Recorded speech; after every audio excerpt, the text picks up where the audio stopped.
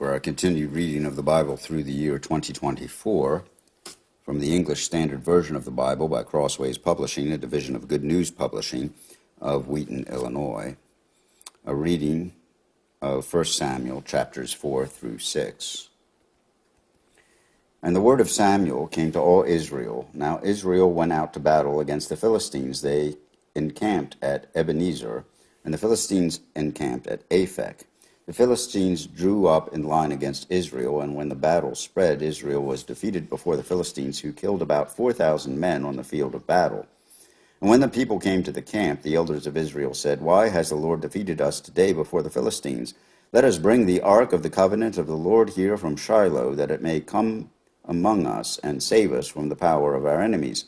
So the people sent to Shiloh and brought from there the ark of the covenant of the Lord of hosts, who is enthroned on the cherubim.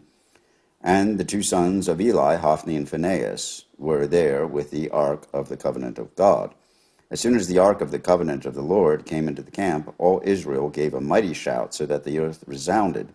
And when the Philistines heard the noise of the shouting, they said, "What does this great shouting in the camp of the Hebrews mean?" And when they learned that the ark of the Lord had come to the camp, the Philistines were afraid, for they said, "A god has come into the camp." And they said, "Woe to us, for nothing like this has happened before. Woe to us, who can deliver us from the power of these mighty gods? These are the gods who struck the Egyptians with every sort of plague in the wilderness. Take courage and be men, O Philistines, lest you become slaves to the Hebrews, as they have been to you. Be men and fight." So the Philistines fought, and Israel was defeated. And they fled every man to his home, and there was a very great slaughter, for 30,000 foot soldiers of Israel fell. And the ark of God was captured, and the two sons of Eli, Hophni and Phinehas, died. A man of Benjamin ran from the battle line and came to Shiloh the same day with his clothes torn and with dirt on his head. When he arrived, Eli was sitting on his seat by the road watching, for his heart trembled for the ark of God. And when the man came into the city and told the news, all the city cried out. When Eli heard the sound of the outcry, he said, "What is this uproar?" Then the man hurried and came and told Eli. Now Eli was 98 years old, and his eyes were set so that he could not see. And the man said to Eli, "I am he who has come from the battle. I fled from the battle today." And he said, "How did it go, my son?"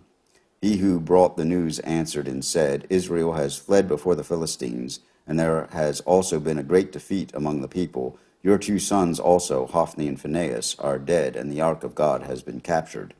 As soon as he mentioned the ark of God, Eli fell over backward from his seat by the side of the gate, and his neck was broken, and he died. For the man was old and heavy. He had judged Israel 40 years. Now his daughter-in-law, the wife of Phinehas, was pregnant, about to give birth.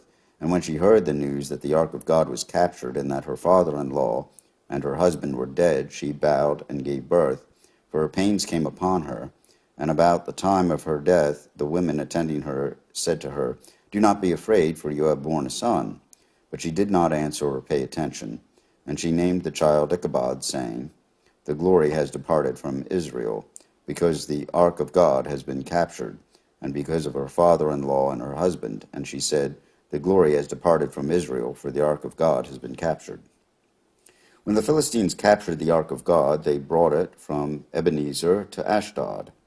Then the Philistines took the ark of God and brought it into the house of Dagon and set it up beside Dagon.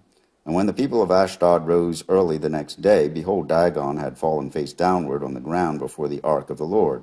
So they took Dagon and put him back in his place. But when they rose early on the next morning, behold, Dagon had fallen face downward on the ground before the ark of the Lord. And the head of Dagon and both his hands were lying cut off on the threshold. Only the trunk of Dagon was left to him. This is why the priests of Dagon and all who enter the house of Dagon do not tread on the threshold of Dagon in Ashdod to this day. The hand of the Lord was heavy against the people of Ashdod, and he terrified and afflicted them with tumors, both Ashdod and its territory. And when the men of Ashdod saw how things were, they said, "The ark of the God of Israel must not remain with us, for his hand is hard against us and against Dagon our God." So they sent and gathered together all the lords of the Philistines and said, "What shall we do with the ark of the God of Israel?" They answered, "Let the ark of God of Israel be brought around to Gath." So they brought the ark of the God of Israel there, but after they had brought it around, the hand of the Lord was against the city, causing a very great panic. And he afflicted the men of the city, both young and old, so that tumors broke out on them.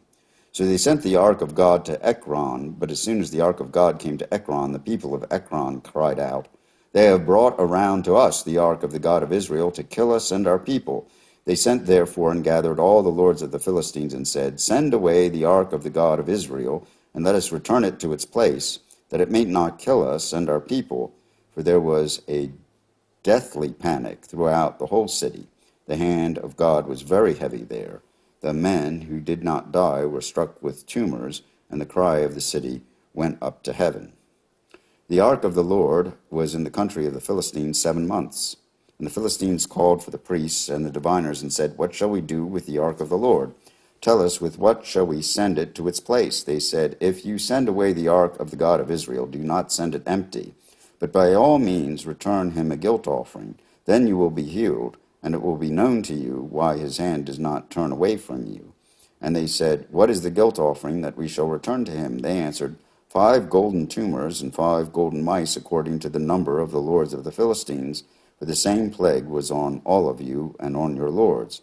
So you must make images of your tumors and images of your mice that ravage the land, and give glory to the God of Israel. Perhaps he will lighten his hand from off you and your gods and your land. Why should you harden your hearts as the Egyptians and Pharaoh hardened their hearts? After he had dealt severely with them, they did not send the people away, and they departed. Now then, take and prepare a new cart, and 2 milk cows on which there has never come a yoke, and yoke the cows to the cart, but take their calves home, away from them. And take the ark of the Lord, and place it on the cart, and put a box at its side, the figures of gold, with which you are returning to him as a guilt offering. Then send it off, and let it go its way, and watch. If it goes up on the way to its own land, to Bethshemesh, then it is he who has done us this great harm. But if not, then we shall know that it is not his hand that struck us. It happened to us by coincidence. The men did so, and took 2 milk cows, and yoked them to the cart, and shut up their calves at home. And they put the ark of the Lord on the cart, and the box with the golden mice, and the images of their tumors. And the cows went straight in the direction of Bethshemesh along one highway. Lowing as they went, they turned neither to the right nor to the left, as the lords of the Philistines went after them as far as the border of Bethshemesh. Now the people of Bethshemesh were reaping their wheat harvest in the valley, and when they lifted up their eyes and saw the ark, they rejoiced to see it. The ark came into the field of Joshua of Bethshemesh and stopped there. A great stone was there, and they split up the wood of the cart and offered the cows as a burnt offering to the Lord. And the Levites took down the ark of the Lord and the box that was beside it, in which were the golden figures, and set them upon the great stone. And the men of Bethshemesh offered burnt offerings and sacrifices on that day to the Lord. And when the 5 lords of the Philistines saw it, they returned that day to Ekron. These are the golden tumors that the Philistines returned as a guilt offering to the Lord, 1 for Ashdod, 1 for Gaza, 1 for Ashkelon, 1 for Gath, 1 for Ekron. And the golden mice according to the number of all the cities of the Philistines belonging to the 5 lords, both fortified cities and unwalled villages. 1 great stone beside which they set down the ark of the Lord is a witness to this day in the field of Joshua of Bethshemesh. Then he struck some of the men of Bethshemesh, because they looked upon the ark of the Lord. He struck 70 men of them, and the people mourned, because the Lord had struck the people with a great blow. Then the men of Bethshemesh said, "Who is able to stand before the Lord, this holy God? And to whom shall he go up away from us?" So they sent messengers to the inhabitants of Kiriath-Jearim, saying, "The Philistines have returned the ark of the Lord. Come down and take it up to you." Here ends the reading of 1 Samuel, chapters 4 through 6, in the English Standard Version of the Bible by Crossways Publishing, a division of Good News Publishing of Wheaton, Illinois.